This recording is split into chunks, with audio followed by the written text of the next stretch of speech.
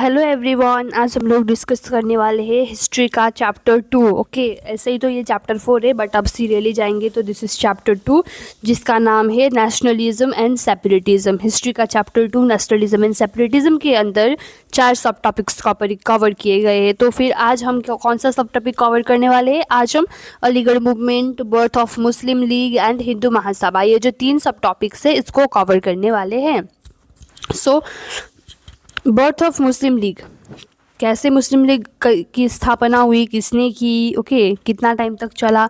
Aligarh movement में क्या क्या हुआ, क्यों अलीगढ़ मूवमेंट इस्टेब्लिश हुआ था, क्यों अलीगढ़ को ही लोकेशन चूज़ किया गया था, इसमें कौन, इसके फाउंडर कौन थे, इसके जो फाउंडर थे सर सैयद अहमद खान, वो कौन थे, उन्होंने क्या क्या रोल खेला यहाँ पे, अलीगढ़ मूवमेंट को इस्टेब्लिश करने का पर्पज़ क्या था, ठीक है, ये सब कुछ। And sir Syed Ahmad Khan as a moderniser, उनके थॉट्स कैसे थे, ठीक है, ये सब कुछ। एंड इवन साथ साथ में टू नेशन थ्योरी जो है वो टू नेशन थ्योरी के बारे में भी, एंड ऑल्सो हिंदू महासभा जहाँ पे वीर सावरकर जैसे महान जो लोग हैं उनके बारे में पढ़ेंगे। आरएसएस हो गया, पंजाब महासभा, पंजाब सभा हो गया, उन सब के बारे में यहाँ पे डिस्कस करने को मिलेगा, ठीक है।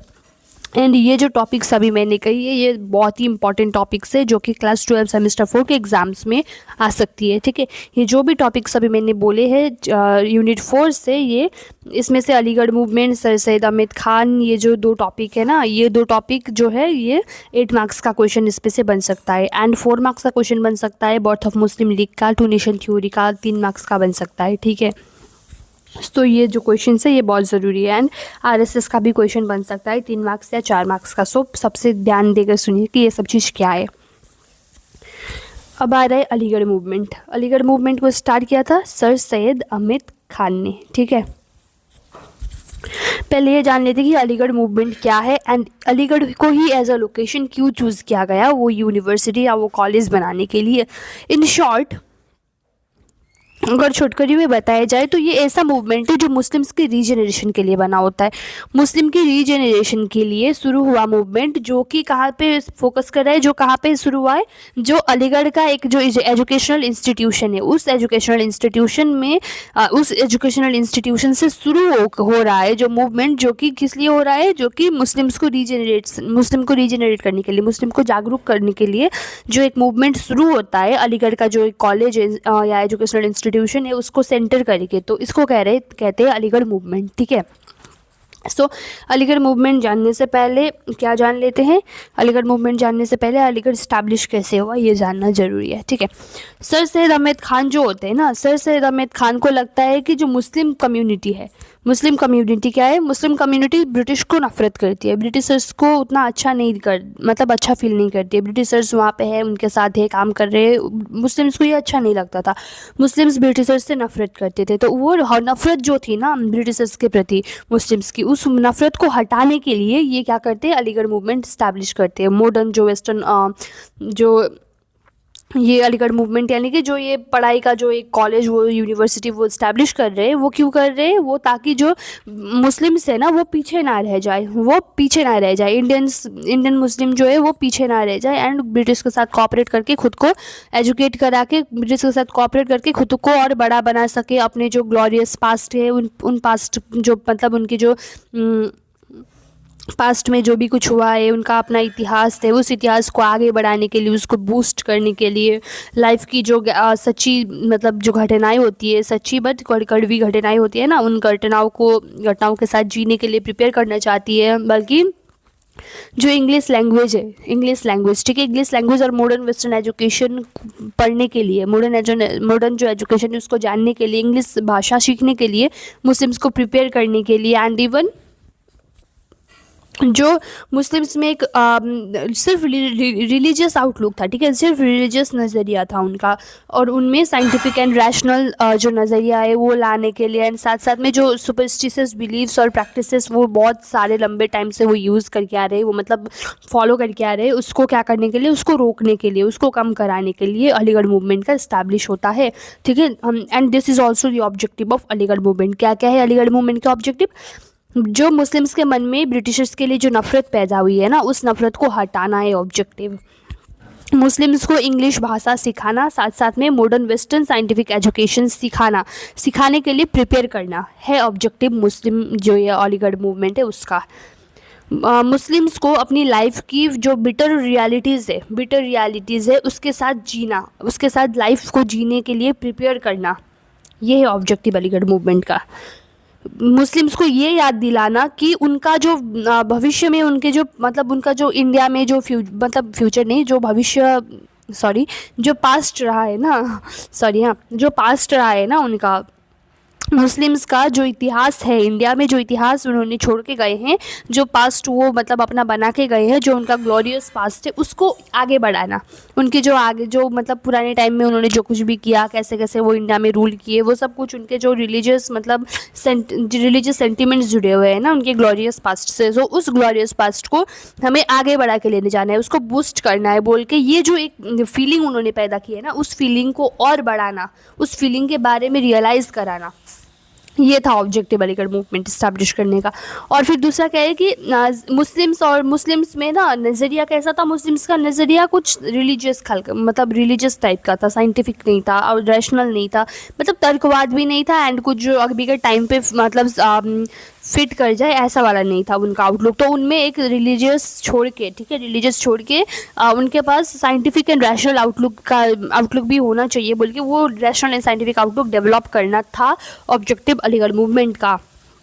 एंड उनमें क्या था, उनमें बहुत ज़्यादा सुपरस्टिशियस बिलीव्स एंड प्रैक्टिसेस बहुत टाइम से चली आ रही थी, तो उसको एक्सटर्मिनेट करना, उसको रोक देना, उसको हटाना था अलीगढ़ मूवमेंट का ऑब्जेक्टिव्स। ठीक है, this are the objectives of the Aligarh movement. तो सर सैयद अहमद खान क्या होते हैं? सर सैयद अहमद खान सर सैयद अहमद खान जाने जाते हैं for the spread of western scientific education among the muslims of India. Okay, India के जो मुस्लिम्स है ना, इंडिया के जो मुस्लिम्स है उन इंडिया के मुस्लिम्स के अंदर उन इंडिया के जो भी मुस्लिम्स है वो अनएजुकेटेड थे, इलिटरेट थे, तो उनको लिटरेट बनाने के लिए, उनको एजुकेट करने के लिए उन्होंने क्या किया, सर सैयद अहमद खान ने western scientific education, western scientific knowledge को स्प्रेड किया। कैसे?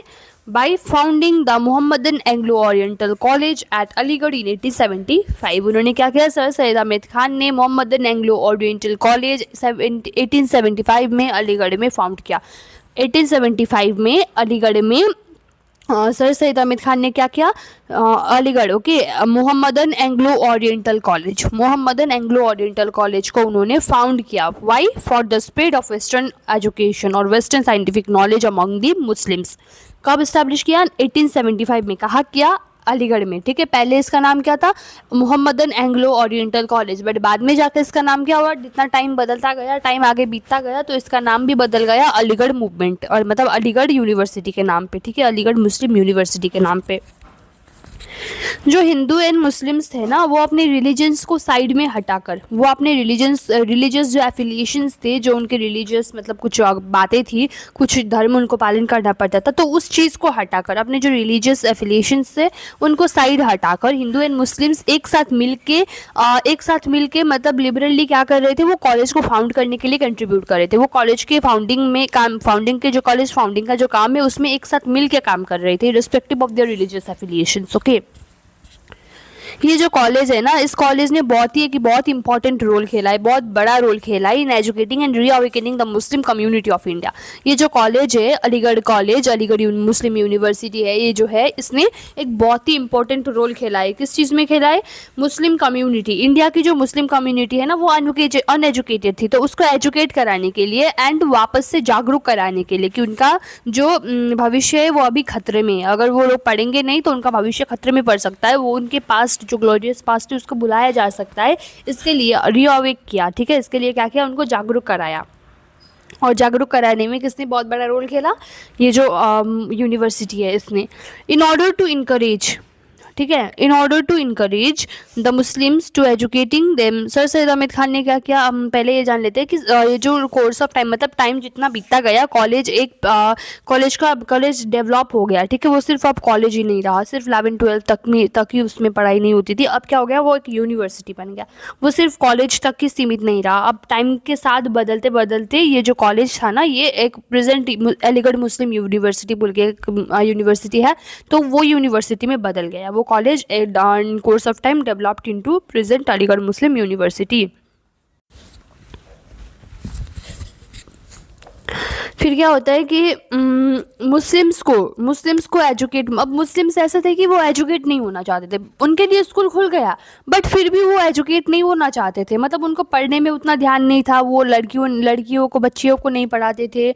लड़की जो थी उनको घर का काम करना चाहिए सोचते थे, वो लड़कियों को नहीं पढ़ाते थे, एंड इवन लड़के भी नहीं पढ़ते थे, ठीक है। तो अब क्या किया सर सैयद अहमद खान ने, एजुकेशन को एक मतलब एजुकेशन बहुत ज़रूरी है मुस्लिम्स के लिए सोचा, एंड मुस्लिम्स को एजुकेट करने के लिए उन्होंने एक कॉन्फ्रेंस शुरू किया अलीगढ़ में 1886 में, ठीक है। 1886 में अलीगढ़ में एक कॉन्फ्रेंस रखा गया। क्यों रखा गया 1886 में अलीगढ़ में एक कॉन्फ्रेंस रखा गया? ताकि जो मुस्लिम है वो एजुकेट हो सके। मुस्लिम्स को एजुकेट करने के लिए, इनकरेज करने के लिए क्या किया, मुस्लिम को एजुकेट करने के लिए, इनकरेज करने के लिए क्या किया, मुस्लिम्स के लिए एक कॉन्फ्रेंस उन्होंने कन्वेंट किया, एंड उस कॉन्फ्रेंस का नाम था all India Mohammedan educational conference.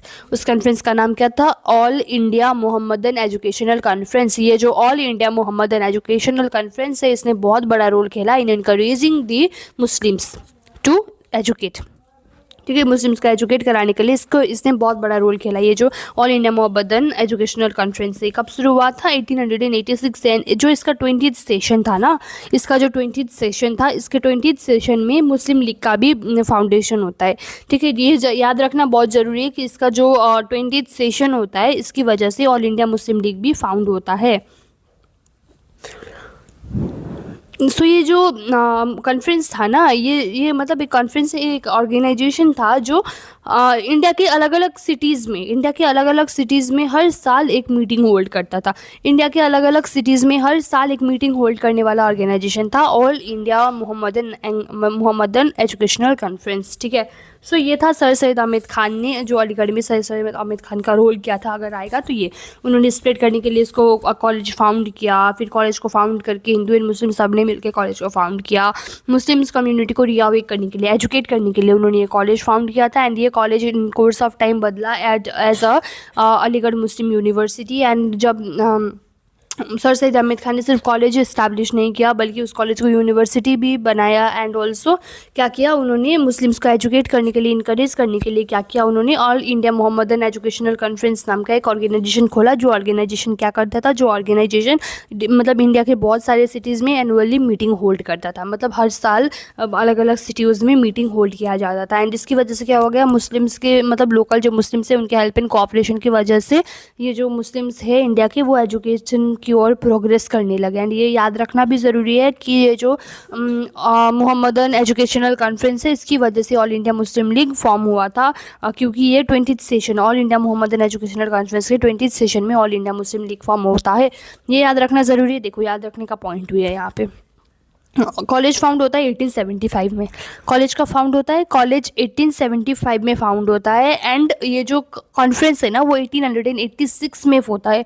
1886 में ये जो ऑल इंडिया मोहम्मदन और एजुकेशनल कॉन्फ्रेंस है, ये 1886 में शुरू होता है। एंड इसके 20 सेशन में, इसके 20th सेशन में मुस्लिम लीग फॉर्म होता है। दैट मीन्स 1886 ये तो एनुअली क्या करता था, ये जो कॉन्फ्रेंस है ये हर साल होता था। दैट मीन्स 1896 1896 एंड फिर क्या हो गया 1896, और मतलब ऐसे क्या हो गया कि 1906, ओके सॉरी 2000 बोलने वाली थी मैं, 1896 एंड फिर 1906, कंफ्यूजन हो रही है थोड़ी, बट अब 2000 में तो पहुंच जाओ, मतलब 20 साल है, ठीक है, बाकी सब रहने दो अभी। 20 साल मतलब 20 साल में जब ये कॉन्फ्रेंस शुरू हुआ, उसके 20 साल में 20th सेशन में क्या हुआ, ऑल इंडिया मुस्लिम लीग फॉर्म हुआ। दैट मीन्स 1886 में अगर कॉन्फ्रेंस हुआ तो 1906 में मुस्लिम लीग फॉर्म हुआ। मुस्लिम लीग कब फॉर्म हुआ? 1906 में।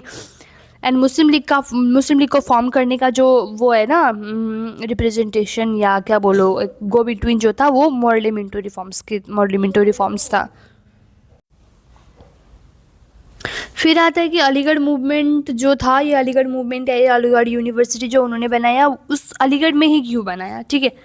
अलीगढ़ मूवमेंट क्या था? अलीगढ़ मूवमेंट बना था मुस्लिम को रीजेनरेशन करने के लिए, मुस्लिम को रीअवेकनिंग करने के लिए। That had begun centering the educational institution at Aligarh came to be known as Aligarh movement. ये मैं पहले ही बता चुकी हूँ इसका मतलब। सो ये जो अलीगढ़ ये उन्होंने चॉइस किया ना, अलीगढ़ को चॉइस करने के पीछे सर सैयद अहमद खान का कंसिडरेशन क्या था, क्या चाहते थे सर सैयद अहमद खान? सर सैयद अहमद खान ने क्यों अलीगढ़ को ही चूज़ किया? क्योंकि अलीगढ़ के जो नेबरिंग डिस्ट्रिक्ट थे ना उसमें प्रिडोमिनेंटली मुस्लिम पॉपुलेशन थे।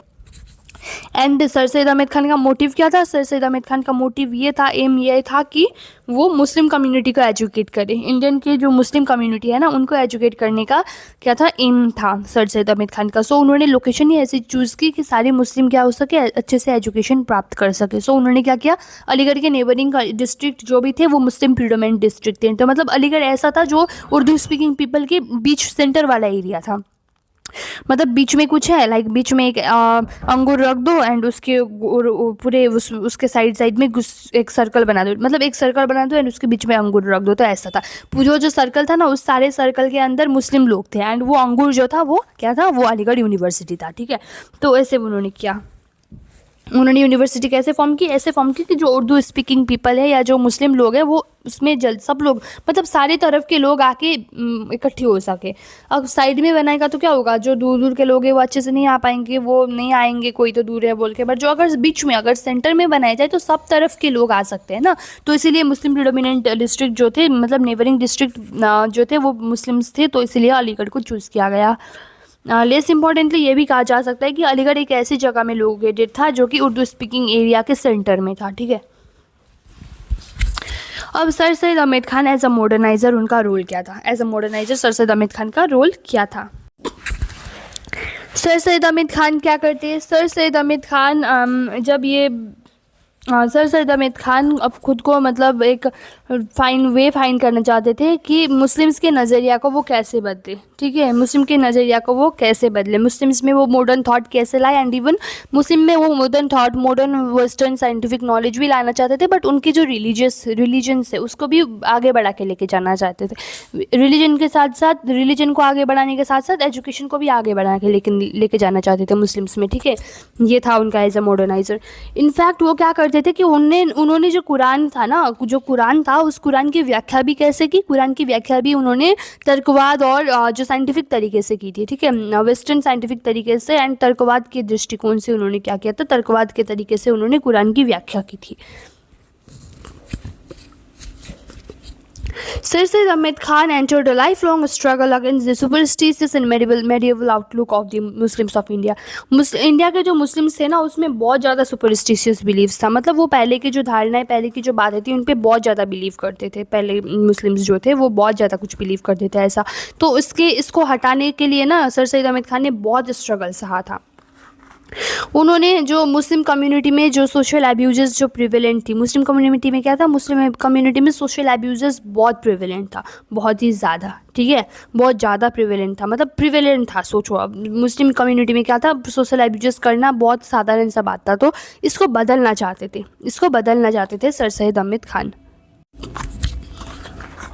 उन्होंने क्या किया? मुस्लिम्स के जो way of life and thoughts थे ना, मीडिएवल वेज के जो way of life and thought थे, मतलब वो उनका जीने का जो तरीका था तो वो बहुत ही पुराना तरीका था। तो उसको हटाने के लिए, उसको छोड़ दो आप बोल के वो मतलब क्या कर रहे थे? वो रिक्वेस्ट कर रहे थे उनको बता रहे थे कि जो मीडिएवल वे ऑफ लाइफ तुम लोग जी रहे हो, जो थॉट तुम्हारे हैं वो थॉट पुराने हैं, तुमको लाइफ के साथ, टाइम के साथ बदलना पड़ेगा। उन्होंने जो पर्दा सिस्टम था जो मुस्लिम में बहुत ही ज़्यादा माना जाता था एंड मुस्लिम में बहुत ही ज़्यादा प्रिवेलेंट भी था, ठीक है। तो उन्होंने क्या किया? वो जो पर्दा सिस्टम था उस पर्दा सिस्टम को उन्होंने हटाया। पर्दा सिस्टम मीन्स जो बुरखा वगैरह क्या क्या लगा के वो लोग चलते थे ना, सिर्फ आँख दिखा के, मुंह नाक सब कुछ ढक के, तो उसके अगेंस्ट उन्होंने प्रोटेक्ट किया कि ये सब क्या है, मुंह से क्यों ढक रहे हो तुम लोग बोल के, ठीक है। एंड उन्होंने किस चीज़ पे ध्यान दिया? उन्होंने ध्यान दिया कि जो लड़कियाँ है मुस्लिम कम्युनिटी में, जो लड़कियाँ हैं उन लड़कियों को भी पढ़ना चाहिए। फिर सर सैयद अहमद खान क्या करते? सर सैयद अहमद खान ने पॉलीगेमी और इजी डिवोर्स जो है उसको जो प्रोग्रेस है ना मुस्लिम, उसकी वजह से प्रोग्रेस नहीं कर पा रहे बोल के, मतलब एक जो बीच का जो होता है ना दीवार जैसा कुछ बन जाता है, लाइक मतलब दो के बीच में दीवार, ठीक है, दीवार पैदा कर रही है, मुस्लिम्स को प्रोग्रेस करने के लिए प्रोग्रेस करने नहीं दे रही है, ठीक है, मुस्लिम के प्रोग्रेस में एक दीवार बन के खड़ी हो गई है। ये दो चीज़ें, पॉलीगेमी का practice and easy divorce. Muslims क्या करते थे कि मुस्लिम्स बहुत सारी शादी करते थे, ठीक है, मुस्लिम क्या करते थे, बहुत लोगों को शादी करते थे, एक लड़का 3 4 5 6 7 लड़कियों से शादी कर लेता था, एंड फिर डिवोर्स भी इतना ईजिली हो जाता था, तलाक 3 बार तलाक तलाक तलाक बोल दो तो तलाक हो जाता था उनका, ठीक है।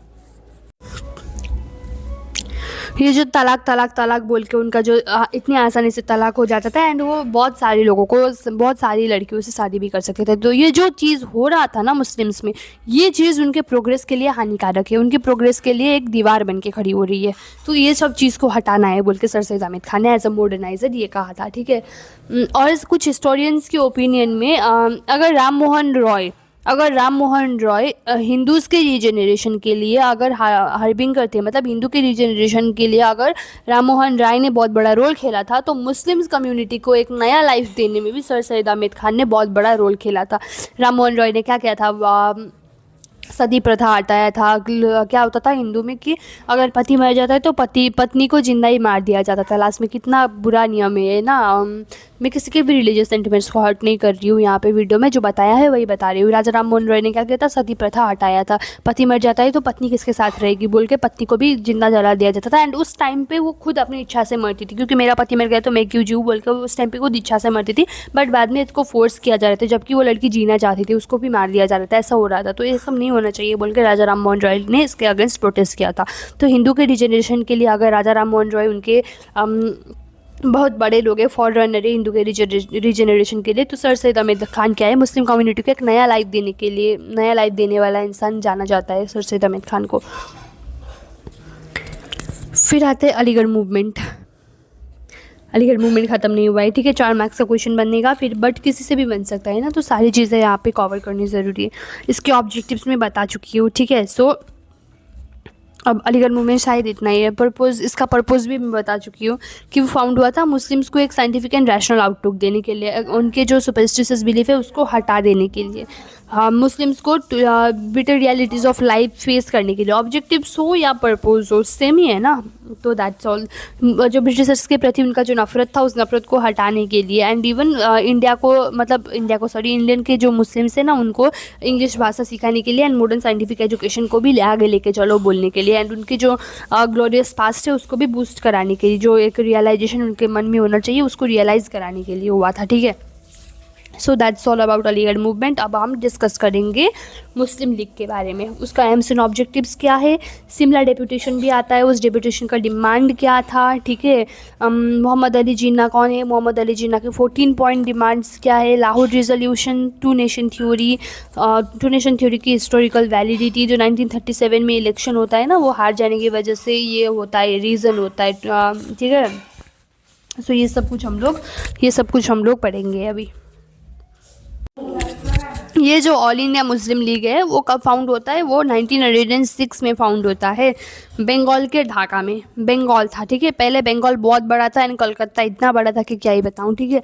तो कलकत्ता इतना बड़ा था कि कलकत्ता को इंडिया का कैपिटल माना जाता था। बट अब क्या हो रहा है कि ढाका बंगाल में 1906 में ऑल इंडिया मुस्लिम लीग फाउंड होता है, ढाका, बंगाल के ढाका में। बट अभी जो क्या है, अभी ये बंगाल का जो ढाका है वो बांग्लादेश के अंदर आता है, ठीक है। बांग्लादेश के जो ढाका है इसमें 1906 में ऑल इंडिया मुस्लिम लीग इस्टेब्लिश हो जाता है।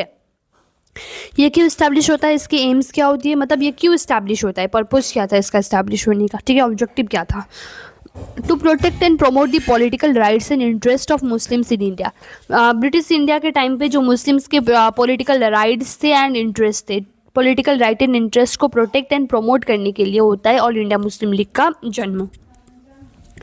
इसके एम्स एंड ऑब्जेक्टिव्स क्या थे, मुस्लिम लीग के एम्स एंड ऑब्जेक्टिव्स क्या थे, loyalty to the British government की तरफ लॉयल रहना। क्या था, ब्रिटिश गवर्नमेंट की तरफ लॉयल रहना इनका ऑब्जेक्टिव था।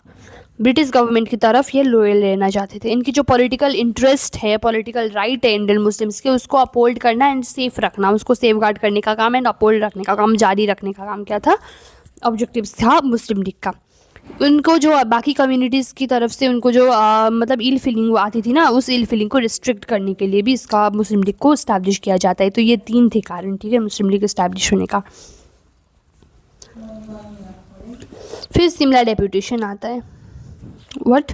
सिमला डेपुटेशन। एंड सिमला डेपुटेशन की डिमांड भी है। I am finding the demand, we will read that demand also, क्योंकि डिमांड भी बहुत ज़्यादा ज़रूरी है। सिमला डेपुटेशन जो है, Simla deputation Aga Khan the third के थ्रू लेड किया जाता है। Aga Khan the third led करते हैं सिमला डेपुटेशन को। 1906 में सिमला डेपुटेशन क्या है? ओके, 1906 में सिमला डेपुटेशन 1906 का जो सिमला डेपुटेशन है उसको एक लैंडमार्क माना जाता है। अक्टूबर 1 में, और अक्टूबर 1 में एक मीटिंग होता है, ठीक है, अक्टूबर 1 में एक मीटिंग होता है जहाँ पे 35 ओके, जहाँ पे 35 जो मुस्लिम प्रोमिनेंट मुस्लिम लीडर्स हैं, जो बड़े बड़े मुस्लिम लीडर्स है, मतलब वो जो बहुत विख्यात जो मुस्लिम लीडर्स है, इंडियन मुस्लिम लीडर्स है, वो क्या करती है, वाइसरॉय लॉर्ड कैनिंग को मीट करती है। किसको मीट करती है? Viceroy, sorry not Canning, okay, Minto को मीट करती है। 35 होती है, जो 35 प्रोमिनेंट मुस्लिम लीडर्स होते हैं, वो किससे जाके मिलते हैं? जो 35 प्रोमिनेंट इंडियन मुस्लिम लीडर्स होते हैं वो अक्टूबर 1 में जाके वाइसरॉय लॉर्ड मिंटो से मिलते हैं।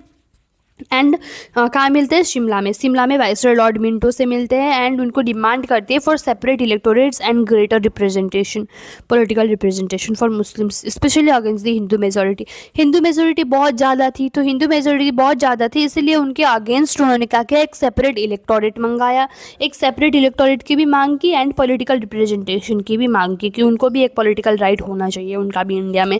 एंड इवन उनके लिए अलग इलेक्टोरेट्स भी उनके लिए बनाए जाने चाहिए, अलग इलेक्टोरेट रखने चाहिए बोल के सिमला डेपुटेशन में जो था उन्होंने डिमांड किया, ठीक है। ये जो 3 डिमांड होते हैं उनके बारे में भी हम लोग पढ़ेंगे। मोहम्मद एंग्लो ओरिएंट कॉलेज क्यों फाउंड हुआ, वो सब तो हम बता चुके हैं। इंपॉर्टेंट रोल क्या था सर सैयद अहमद खान का, वो भी बता चुकी हूँ। अलीगढ़ मूवमेंट इस्टेब्लिश करने का कारण क्या था, वो भी बता चुकी हूँ। सिमला डेपुटेशन के जो 3 डिमांड थे ना, वो क्या थे, ठीक है, देखो। Appointment of muslims in high government post without any competitive examination. Muslims क्या चाहते थे? मुस्लिम्स चाहते थे कि उनकी जो, मतलब देखो, अब इंडियंस क्या करे, इंडियंस पढ़े, इंडियन हिंदूज पढ़े, पढ़ के एग्ज़ाम लिखे, दिमाग में रखे उस चीज़ को, एंड जाके एग्ज़ाम में बैठे, जो अच्छा स्कोर करेगा उसको नौकरी मिलेगी, ऐसा था। बट अब मुस्लिम्स कम्युनिटी क्या चाहते? मुस्लिम कम्युनिटी के लोग ये चाहते थे कि बिना कोई भी कम्पिटिटिव एग्जाम्स उनको गवर्नमेंट में हाई पोस्ट मिल जाए। मतलब क्या ये पॉसिबल है? कितना, मतलब ये क्या फालतू जैसा कुछ है डिमांड। ऐसा डिमांड कौन रखता है? लाइक अगर उन्होंने ये डिमांड रखा होता कि अगर अब उस टाइम के लोग उतना एजुकेटेड नहीं थे, ये बात हम लोग जानते हैं, मैं किसी के रिलीजियस सेंटिमेंट को हर्ट भी नहीं करना चाह रही हूँ, मैं ये बताना चाह रही हूँ कि देखो, अगर उन लोगों को क्या चाहिए था, अगर उन लोगों को गवर्नमेंट में हाई पोस्ट चाहिए था, क्या चाहिए था, अगर उनको गवर्नमेंट में हाई पोस्ट चाहिए था तो कॉम्पिटिटिव एग्जाम्स में बैठो ना, कॉम्पिटिटिव एग्जाम्स में बैठो, उस एग्जाम्स में पास करो, एंड पास करने के बाद क्या करो, पास करने के बाद काम कर लो, हाई पोस्ट अगर गवर्नमेंट में काम मिला तो काम कर लो। बट ये कैसा उनकी ये कैसा डिमांड है कि बिना कोई कॉम्पिटिटिव एग्जाम के हाई गवर्नमेंट में हाई पोस्ट मिलना चाहिए। बट अब ये डिमांड है सिविल डेपुटेशन को, तो we will discuss about it, okay. And इसके बाद मैं एक बहुत ज़रूरी बात भी बताऊँगी। जो गवर्नमेंट में हाई पोस्ट है ना, लाइक मतलब बिना कॉम्पिटिटिव एग्जाम्स के मुस्लिम्स को क्या मिलना चाहिए, गवर्नमेंट में हाई पोस्ट मिलना चाहिए, ये था उनका डिमांड। सेपरेट इलेक्टोरेट के थ्रू उनका इलेक्शन होना चाहिए, उनकी मतलब इलेक्शन बाय सेपरेट इलेक्टोरेट, एक सेपरेट इलेक्टोरेट के थ्रू उनको, सेपरेट इलेक्टोरेट के द्वारा उनको इलेक्शन लड़ना है, उनके लिए एक सेपरेट इलेक्टोरेट उनको चाहिए। एंड उनको मुस्लिम यूनिवर्सिटी भी इस्टेब्लिश करानी है जहाँ पे मुस्लिम लोग पढ़ेंगे, ठीक है। Establishment of muslim university, election by a separate electorate and appointment of muslims in Indian muslims, appointment of muslims in high government post without any competitive examinations. ये 3 जो थे, ये 3 डिमांड थे सिमला डेपुटेशन के, ठीक है। सिमला डेपुटेशन के ये 3 डिमांड होते हैं। And before progressing toward 2 nation theory and Hindu Mahasabha, मैं ये बताना चाहती हूँ, देखो guys, very important thing, okay. ये बताने से पहले मैं इतना बता दूँ कि मैं किसी के भी रिलीजियस सेंटिमेंट, कास्ट सेंटिमेंट को हर्ट नहीं करना चाहती हूँ। मैं सिर्फ यहाँ पे नॉर्मल एक जो नॉलेज मेरे दिमाग में है उसको मैं शेयर करना चाह रही हूँ, क्योंकि इंडिया के प्रोग्रेस में ये एक बहुत बड़ा इम्पेडिमेंट है, इंडिया के प्रोग्रेस में बहुत बड़ा इम्पेडिमेंट है। अब देखो क्या होता है कि ST, SC, OBC, जनरल ऐसे करके सेक्शन छुटा दिए गए हैं। भाई लोग है, खून खून है, दिमाग दिमाग है लोगों का, किसी का ज़्यादा होता है किसी का कम होता है। ऐसा नहीं है कि जो जनरल लोग हैं, जनरल लोगों के पास बहुत बड़ा दिमाग है, जनरल लोगों के पास भगवान ने अलग ही दिमाग बना के भेजा है, बहुत बड़ा दिमाग बना के भेजा है, सब कुछ पढ़ सकते हैं। एंड जो ST SC के लोग हैं, OBC के लोग हैं, वो पढ़ नहीं पाते, उनके पास उनको तो कुछ याद ही नहीं रहता। ऐसा नहीं है ना, अगर वो लोग भी पढ़ने की कोशिश करें, ये नहीं है कि वो नहीं पढ़ सकते। देखो द्रौपदी मुर्मू बन गई ना प्रेसिडेंट, ऐसा नहीं है ना कि अब देखो कोई जनरल की विमेन शायद प्रेसिडेंट नहीं बनी होगी प्रतिभा पाटिल के अलावा, बन गई ना द्रौपदी मुर्मू प्रेसिडेंट। तो क्या होता है, ये ST SC OBC जनरल के चक्कर में हम लोग, जो अच्छा इंसान है ना, जो अच्छा पढ़ा सकता है, जो अच्छा सिखा सकता है, उसको हम लोग हटा देते हैं, एंड जो नहीं कुछ कर सकता उसको हम लोग आगे बढ़ाते हैं। अब एग्जाम्पल में देख लो, लाइक सोचो कि कोई एक टीचर की नौकरी खुल गई, गवर्नमेंट में कोई टीचर की नौकरी खुल गई, तो जो ST SC है उनके लिए अलग से सीट रिजर्व करके रखा जाता है, एंड जनरल को, पूरे जनरल के लिए कोई भी सीट रिजर्व नहीं होता है। जनरल को नौकरी मिला तो मिला, नहीं मिला तो नहीं मिला, बट ST SC के लिए पोस्ट खुले जाते हैं। ये 35 पोस्ट, ये 50 पोस्ट ST SC के लिए, उनको ही भर्ती किया जाएगा, यहाँ पे कोई जनरल भर्ती नहीं हो सकता। अरे ऐसा नहीं होना चाहिए। क्यों? देखो मैं ऐसा नहीं कह रही हूँ कि उनको नौकरी नहीं मिलनी चाहिए, उनको नौकरी मिलनी चाहिए, बट उनके दिमाग के बल पे। टीचर्स जो है ना, टीचर्स जो है वो बच्चों को पढ़ाते हैं, जब वो बच्चों को पढ़ाते हैं तब उनके पास भी इतना नॉलेज होना चाहिए ना कि वो बच्चों को पढ़ा सके। एंड अच्छा, अगर बच्चों का फ्यूचर अच्छा बनाना है, अगर इंडिया का फ्यूचर अच्छा बनाना है, तो क्या करना पड़ेगा, उसके लिए टीचर्स अच्छे लेने पड़ेंगे। अब देखो कोई जनरल का बंदा क्या कर रहा है, 99% ला रहा है अपने एग्जाम्स में। वो 99% उसने ऐसे ही नहीं लाए होंगे ना, जो पढ़ा है, जो समझा है, वो कुछ समझा होगा तब ना उसने लाया है।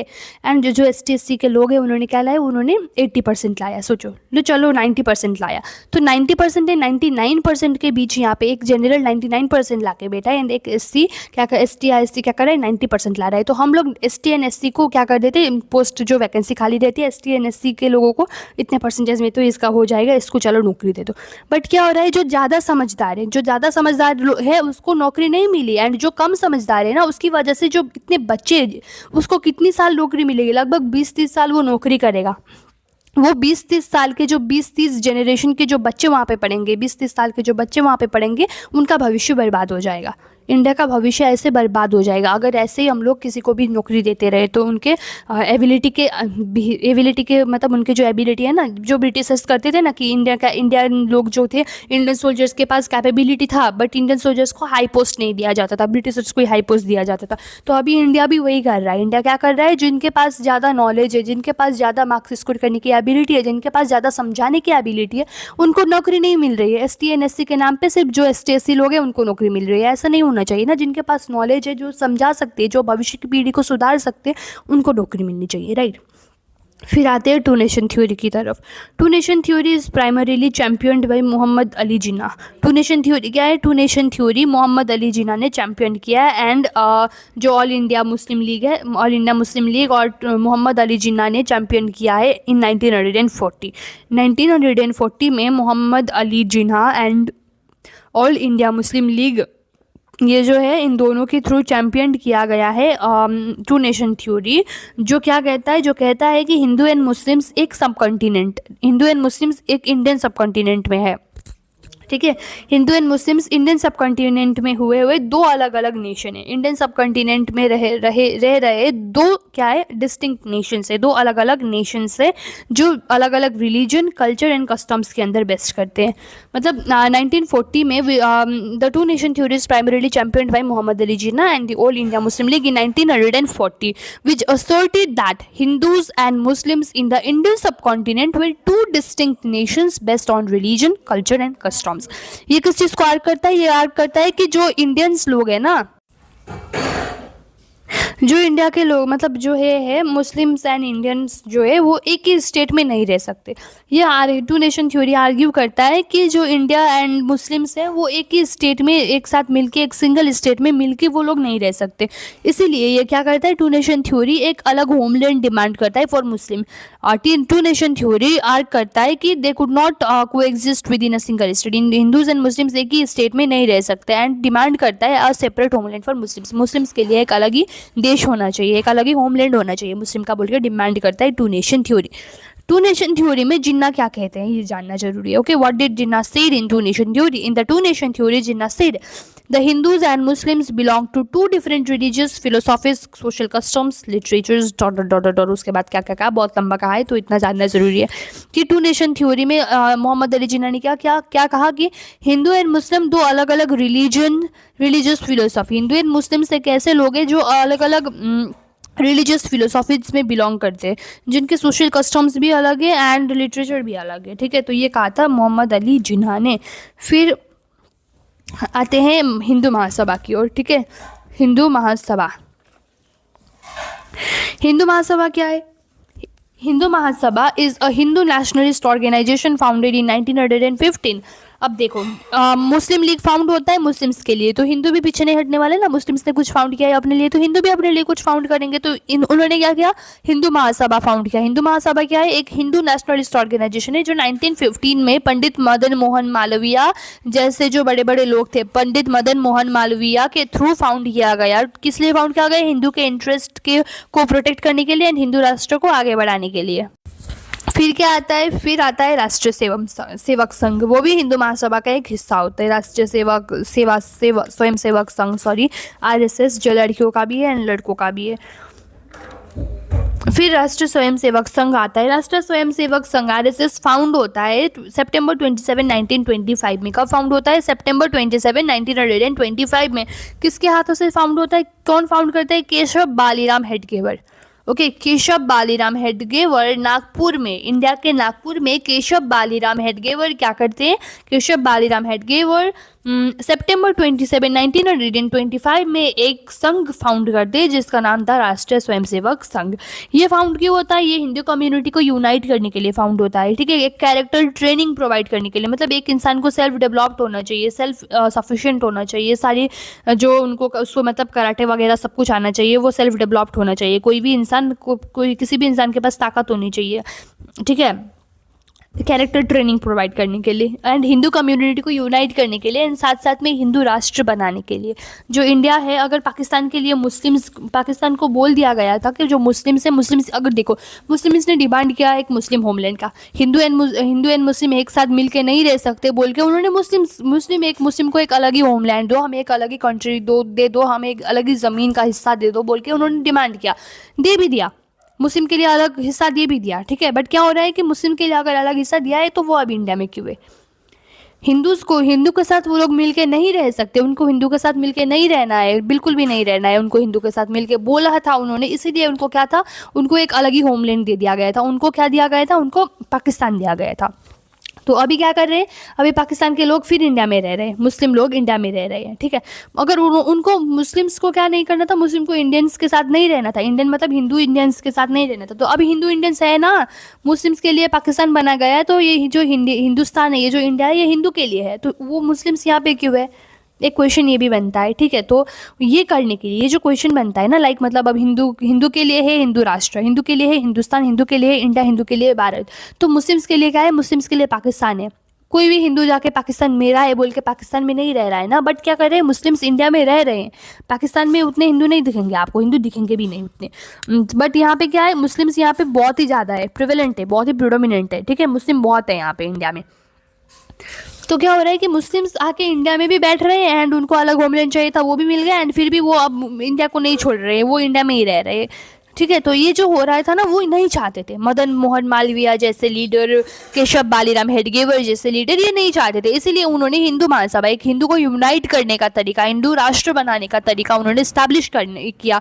हिंदू को एक अलग ही राष्ट्र बनाना है, हिंदू का राष्ट्र होना चाहिए बोल के सारे लोगों को यूनाइट किया एंड उनको एक कैरेक्टर ट्रेनिंग प्रोवाइड की, जिस संगठन को कहते हैं राष्ट्रीय स्वयंसेवक संघ. ठीक है, ये किस आइडियोलॉजी से काम करता था? हिंदुत्व के आइडियोलॉजी से काम करता था एंड कल्चरल नेशनलिज्म के आइडियोलॉजी से काम करता था. हेडगेवर कौन थे? हेडगेवर एक डॉक्टर थे and farmer member of the Congress party. Congress party के मेंबर भी रहे थे एंड एक डॉक्टर भी. फिर आता है दामोदर सावरकर का रोल. हिंदू महासभा में विनायक दामोदर सावरकर बोल के उनको कॉमनली जाना जाता है, वीर सावरकर बोल के. उन्होंने भी एक बहुत बड़ा रोल खेला है हिंदू महासभा में. ठीक है, वो हिंदू महासभा के प्रेसिडेंट रहे हैं, हिंदू महासभा के प्रेसिडेंट भी रहे हैं सावरकर फ्रॉम 1937 to 1943. 1937 टू 1943 तक वो क्या रहे हैं, विनायक दामोदर सावरकर या वीर सावरकर हिंदू महासभा के प्रेसिडेंट भी रहे हैं। उन्होंने इंडिया में हिंदू नेशनलिज्म को शेप करने में बहुत बड़ा रोल खेला है। उन्होंने हिंदुत्व की आइडियोलॉजी को मतलब स्प्रेड किया है, हिंदुत्व की आइडियोलॉजी को उन्होंने स्प्रेड किया है एंड सारे हिंदूज़ को वो क्या करना चाहते थे, वो सारे हिंदूज़ को एक साथ लाना चाहते हैं, सिर्फ रिलीजन से ही नहीं बल्कि एक शेयर्ड कल्चर एंड आइडेंटिटी के थ्रू भी वो क्या करना चाहते थे, सारे हिंदूज़ को एक साथ मिलाना चाहते थे, एक साथ रखना चाहते थे। उन्होंने ये आइडिया प्रमोट किया कि इंडिया को एक हिंदू राष्ट्र होना चाहिए, इंडिया को एक हिंदू नेशन होना चाहिए, हिंदू राष्ट्र होना चाहिए जहाँ हिंदू मेजोरिटी होनी चाहिए एंड हिंदू जो है, हिंदू लोगों की ही बातें माननी चाहिए उस नेशन में, बाकी लोगों की नहीं, मुस्लिम्स की बातें नहीं, सिख की बातें नहीं, सिर्फ हिंदू की बातें मान लेनी चाहिए। राजनारायण बोस जैसे लोग, राम मोहन रॉय जैसे लोग भी वहाँ पे आते हैं, थोड़ा कंट्रीब्यूट करते हैं। राम मोहन रॉय को फादर ऑफ इंडियन नेशनलिज्म माना जाता है, वैसे ही राजनारायण बोस को भी grand father of Indian nationalism माना जाता है। फर्स्ट प्रॉफिट कौन थे? फर्स्ट प्रॉफिट राजनारायण बोस थे हिंदू नेशनलिज्म के, ठीक है। एंड दादा भाई नारोजी कौन थे? Grand old man of India. फिर आता है politics of separatism and pathway to Pakistan. अगर आया तो pathway to Pakistan and politics of separatism में भी ये जो टू नेशन थ्योरी है, मुस्लिम लीग का फॉर्मेशन एंड सिमिलर डेपुटेशन की डिमांड लिख सकते हैं, ठीक है। सिमिलर डेपुटेशन का demand, Lahore resolution, formation of Muslim league, two nation theory, ये सब politics of separatism and pathway to Pakistan के ही टॉपिक्स है। तो कुछ भी आया तो you can write that, okay. Deoband movement क्या है? What is Deoband movement? Deoband movement एक 19th सेंचुरी का सन्नी इस्लामिक रिवाइवलिस्ट मूवमेंट होता है। इंडिया में एक सन्नी इस्लामिक रिवाइवलिस्ट मूवमेंट होता है जिसको 19th सेंचुरी में डियोबैंड मूवमेंट कहा जाता था। ये इस्टेब्लिश हुआ था 1866 में। ये कब इस्टेब्लिश हुआ था? 1866 में इस्टेब्लिश हुआ था। कुछ स्कॉलर्स लाइक मोहम्मद कासिम ननौतावी ने डियोबैंड में इसको इस्टेब्लिश किया था इन 1886। ये किस चीज़ को एम करता था? It aim to promote orthodox Islam. Islamic revivalist movement था, तो ऑफकोर्स ये इस्लाम के ऑर्थोडॉक्स को प्रमोट करना चाहेगा, ब्रिटिश कॉलोनियल इन्फ्लुएंस को हटाना चाहता था एंड साथ साथ में जो मुस्लिम सोसाइटी थी उसको ट्रेडिशनल एजुकेशन के थ्रू आगे बढ़ाना चाहता था। मतलब सिर्फ ट्रेडिशनल एजुकेशन के थ्रू ही नहीं बल्कि उनके जो पहले की जो बातें है उसको भी एंड मॉडर्न एजुकेशन भी उनमें लाना चाहता था। Focusing on Quran and Hadith teaching, वो ट्रेडिशनल एजुकेशन के थ्रू मुस्लिम सोसाइटी को चेंज करना चाहता था कुरान एंड हादीथ टीचिंग्स में बेस्ड कराकर। Theodore Beck and his role in Aligarh movement. फिर थियोडर बेक आते हैं। थियोडर बेक कौन है एंड उसका रोल क्या है? उन्होंने अलीगढ़ मूवमेंट में क्या रोल खेला, ठीक है। थियोडर बेक फर्स्ट प्रिंसिपल होते हैं, सेकंड प्रिंसिपल होते हैं। फर्स्ट प्रिंसिपल होते हैं अलीगढ़ मूवमेंट के हेनरी जॉर्ज इम्पे सिडॉन्स, ठीक है। उनको मिस्टर सिडॉन्स भी कहा जाता है। और जो थियोडर बेक होते हैं ना, थियोडर बेक एक क्वेकर होते हैं एंड ब्रिटिश एजुकेशनलिस्ट भी होते हैं जो ब्रिटिश राज के लिए काम करते हैं। ब्रिटिश के लिए काम करने वाले ब्रिटिश एजुकेशनलिस्ट के साथ साथ एक क्वेकर भी होते हैं Theodore Beck. And Theodore Beck Mohammedan Anglo Oriental college जो बाद में क्या बना, बाद में अलीगढ़ मुस्लिम यूनिवर्सिटी बना, उसमें उन्होंने 1883 से लेकर 1899 तक एक प्रिंसिपल के रूप में उन्होंने सर्व किया, ठीक है। उनका रोल था प्रिंसिपल के रूप में। उन्होंने 1883 से 1899 तक उन्होंने क्या किया, सर्व किया अलीगढ़ मूवमेंट, अलीगढ़ यूनिवर्सिटी में, ठीक है। उन्होंने बहुत ही बड़ा रोल खेला मॉडर्न एजुकेशन को प्रमोट करने में एंड ब्रिटिश राज के तरफ एक लॉयल पॉलिटिक्स, मतलब एक लॉयल्टी दिखाने के लिए, ब्रिटिश की तरफ एक लॉयल्टी दिखाने के लिए एंड मॉडर्न एजुकेशन को प्रमोट करने के लिए उन्होंने बहुत बड़ा रोल खेला। उन्होंने सर सैयद अहमद खान तक को उन्होंने इन्फ्लुएंस कर दिया था कि जो मुस्लिम अलीगढ़ यूनिवर्सिटी के जो मतलब जो फाउंडर है सर सैयद अहमद खान, उनको इन्फ्लुएंस करने में भी जो ये थियोडर बेक थे उनका बहुत ही इंपॉर्टेंट रोल था। उन्होंने क्या किया, सर सैयद अहमद खान को इंडियन नेशनल कांग्रेस के अपोज करा दिया, इंडियन नेशनल कांग्रेस से अपोज करा दिया था, ठीक है। सो ये सब जो चीज़ें थी ये क्या थी, ये हिंदू महासभा हो गया, ये सब जो चीज़ें थी ये चैप्टर 2, ठीक है। चैप्टर 2 नेशनलिज्म एंड सेपरेटिज्म की Aligarh movement, birth of Muslim league and Hindu Mahasabha यहाँ पे आके खत्म होता है। And this were the important questions, जो भी कुछ अभी मैंने कहा वो सारे के सारे इंपॉर्टेंट क्वेश्चन है जो क्लास 12 सेमेस्टर 4 के लिए बहुत ज़्यादा इंपॉर्टेंट है।